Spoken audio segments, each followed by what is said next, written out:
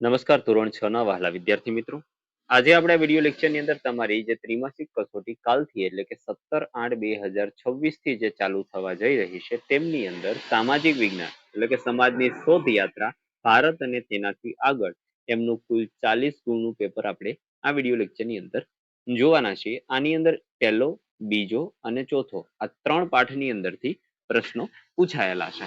તો ચાલો મિત્રો શરૂઆત કરીએ પ્રશ્ન નંબર 1 થી. યોગ્ય વિકલ્પ પસંદ કરીને ઉત્તર આપવાના છે, જેમાં પહેલું, નીચેનામાંથી કયા ઇતિહાસના કલાત્મક સ્ત્રોતોના ઉદાહરણો છે? તેમાં આવશે ચિત્રકલા, મૂર્તિકલા અને પેનલો.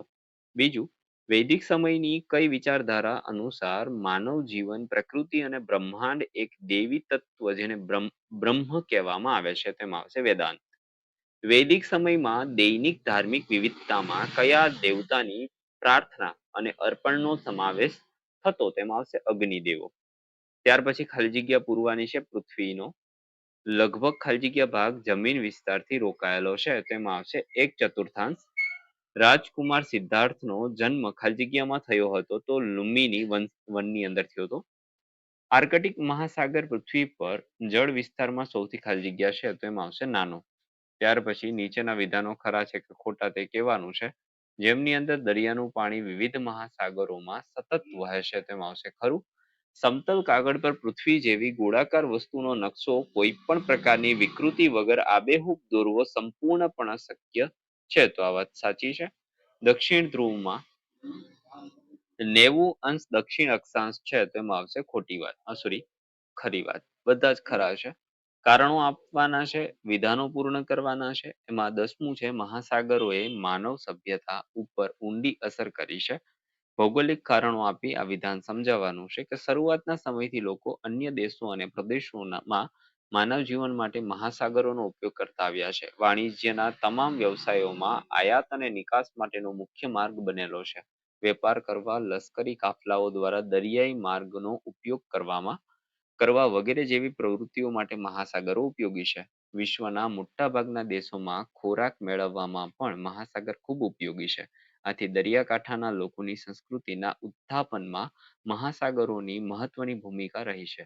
દરિયાઈ દેવી દેવતાઓ, દરિયાઈ રાક્ષસો અને સમુદ્રના ખજાનાની અનેક કથાઓ અને દંતકથાઓ આપણા સાહિત્યમાં અને લોકજીવનમાં વણાયેલી જોવા મળે છે. પૃથ્વી પરના લોકોના આરાધનાના કેન્દ્ર તરીકે દરિયાદેવ એટલે કે મહાસાગરોની પૂજા થાય છે. આમ આવી અનેક બાબતોને કારણે મહાસાગરોએ માનવ સભ્યતા ઉપર ઊંડી અસર કરી છે. ત્યાર પછી 11મું છે, અન્ય કેલેન્ડર અસ્તિત્વમાં હોવા છતાં ગ્રેગોરિયન કેલેન્ડરનો સામાન્ય રીતે વિશ્વભરમાં ઉપયોગ થાય છે.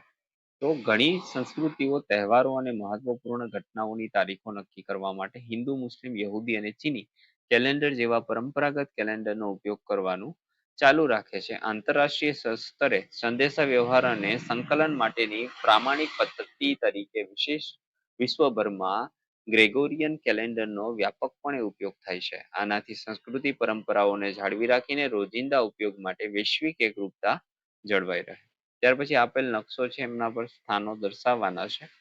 એમાં આપણે એક કુરુક્ષેત્ર દર્શાવવાનું છે, ઉજ્જૈની અને માહિષ્મતી દર્શાવવાનું હતું, જે આપણે અહીંયા દર્શાવી દીધું. ત્યાર પછીનો પ્રશ્ન છે કે નીચેના પ્રશ્નોના એક વાક્યમાં ઉત્તર.